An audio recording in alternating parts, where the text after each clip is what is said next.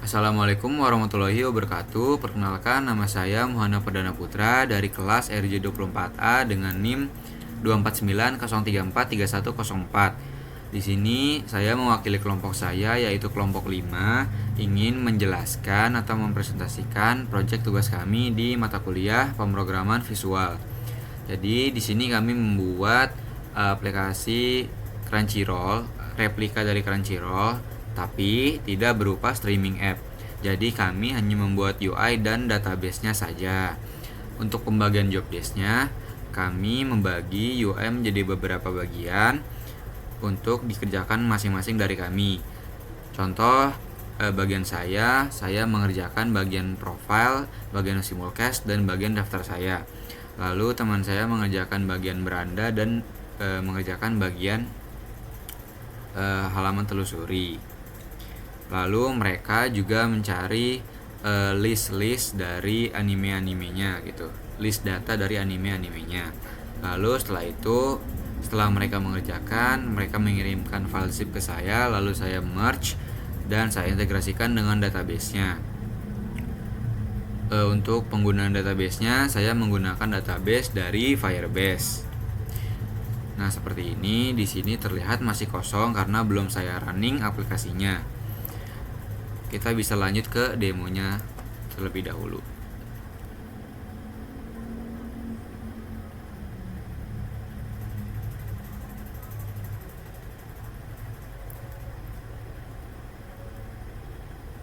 Nah, saat user baru memiliki aplikasinya, maka di sini user akan diarahkan ke halaman welcome screen, di mana di sini ada dua tombol, yaitu untuk user bisa masuk ataupun bisa daftar. Coba kita daftar terlebih dahulu. Halaman ini sudah terintegrasi juga, sudah dinamis juga. Jika saya klik masuk, akan berpindah ke halaman masuk. Dan di sini juga jika saya klik buat akun, akan berpindah ke halaman register. Di sini saya buat misalkan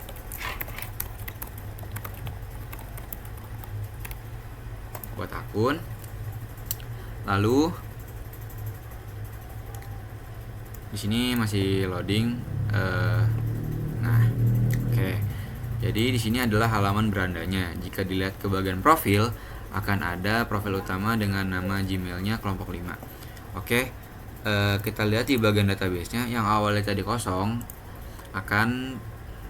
sekarang karena sudah di running aplikasi dan user sudah masuk, maka akan terisi dua collection yang berupa anime dan users. Users berisi data-data dari users, dokumen users, lalu anime adalah dokumen dari data-data animenya. Lalu di dalam dokumen anime ini terdapat collection episode. Jadi di sini semacam collection dalam collection. Collection episode ini menampung episode-episode yang ada di animenya. Lanjut. Di halaman beranda, semuanya sudah dinamis. Kita mulai dari bagian atas. Jika kalian klik search, di sini kita bisa search apa saja anime yang mau kita cari, ataupun terus your name, misalkan classroom. Dan itu pun bisa diklik seperti ini.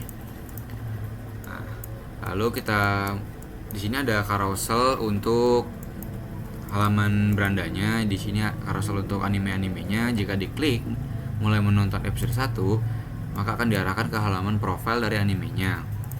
Lalu di bagian bawah ada section trending dan section topics for Jujutsu Kaisen gitu. Lalu saat diklik lihat semua, akan berpindah ke halaman telusuri.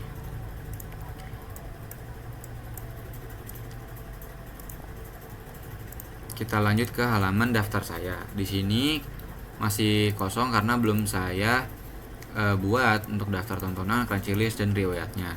Lalu di bagian unduhan juga belum bisa mengunduh karena harus premium terlebih dahulu, karena di aplikasinya seperti itu. Lalu jika diklik jadilah premium, maka akan ada pilihan untuk memilih langganannya. Kita misal pilih yang tahunan Megafan, pilih Megafan. Lalu di aplikasi kami ini kami hanya membuat formnya saja, bukan terintegrasi dengan aplikasi pembayaran lain. Jika diklik kirim,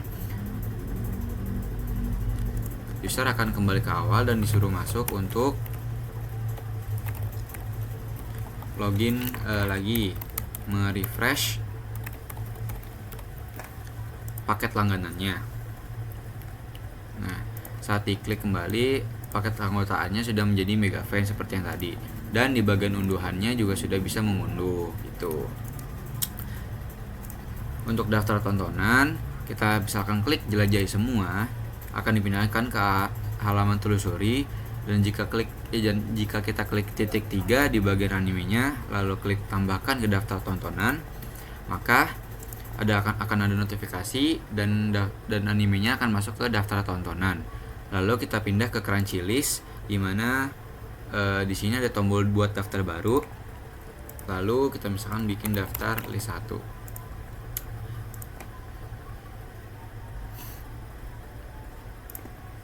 Nah, ini sudah terbuat daftar listnya. Lalu kita tambah animenya, misal kita tambah solo leveling.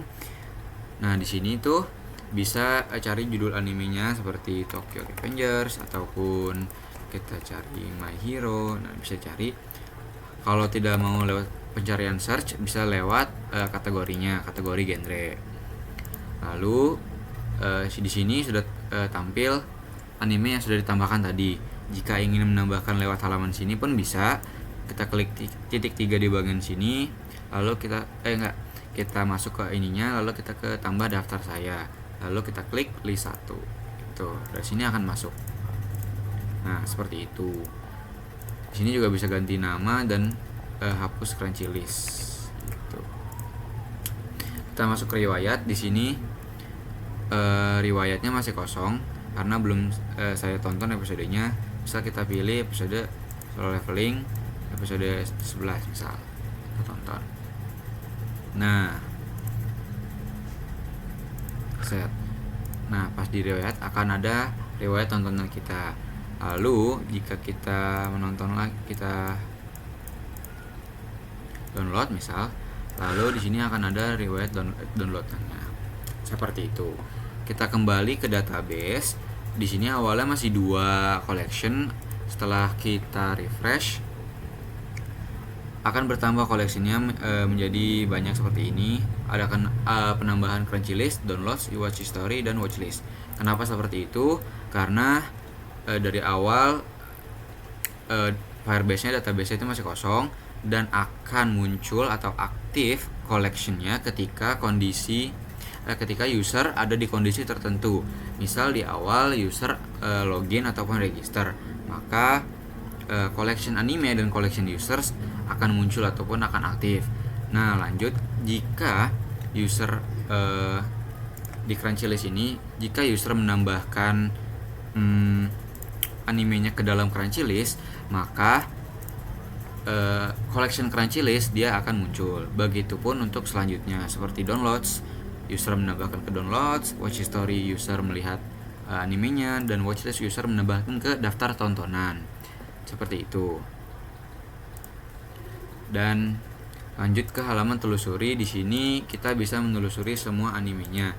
Kenapa di sini animenya hanya sedikit? Karena untuk mockup data saja. Data yang kami taruh di aplikasi kami itu merupakan data yang kami cari dengan real gitu. Jadi di sini kami juga buat Excel-nya, di mana yang dari Excel ini akan kami convert ke database nanti gitu. Di sini ada field seperti ini dan semua animenya gitu. Lalu di samping juga ada data episodenya, seperti ini. Lanjut, di sini di halaman telusuri di bagian semua anime, kita ada pengkategorian dari pengurutan dan dari filternya. Lalu kita ke halaman simulcast dan ke halaman genre anime. Di genre anime ini kita bisa lihat anime-animenya berdasarkan genrenya, dan ini sudah dinamis seperti ini. Oke. Lanjut ke halaman simulcast. Di halaman simulcast ini kita sudah dinamis juga, merupakan kita bisa milih di pengkategorian ini ada scene 1, 2, 3, dan 4 gitu. Nah, Lalu ke halaman profil. Di halaman profil ini kita bisa menambahkan foto profil juga seperti ini. Lalu kita bisa beralih profil gitu. Lalu kita bisa menambah profil untuk beralih ke profil tadi, dan kita bisa mengedit bahasa audionya. Misalnya kita pilih bahasa Inggris, lalu kita bahasa takarnya juga bahasa Inggris atau bahasa Indonesia seperti itu. Nah, lalu di bagian playernya di sini kan kita bisa lihat untuk menonton. Nah, di bagian sini sudah dinamis, di mana episode berikutnya ini akan menampilkan episode berikutnya yang sesungguhnya, yaitu episode 9. Lalu di bagian playernya kita menggunakan library dari YouTube. Jadi karena kita tidak memiliki API atau tidak memiliki lisensi dari anime-anime yang ada full-fullnya gitu, full episodenya, jadi kami menggunakan trailer dari YouTube sebagai mockup saja untuk menampilkan apa sih isi konten dari animenya tersebut. Jadi di sini kami menggunakan library untuk menampilkan trailernya. Trailer ditampilkan di setiap episodenya. Misalkan kita ke episode 9, maka akan muncul trailer juga.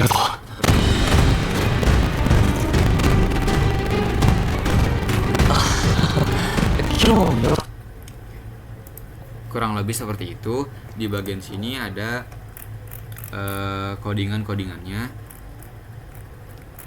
Ini bagian dari sini itu bagian kelas yang saya tambahkan untuk aplikasi ini. Lalu di sini ada bagian drawable-nya untuk item atau aset yang kita perlukan untuk aplikasi kami. Lalu di bawahnya ada layout-nya. Tuh, seperti ini. Kurang lebih seperti itu. Sekian dari kelompok kami.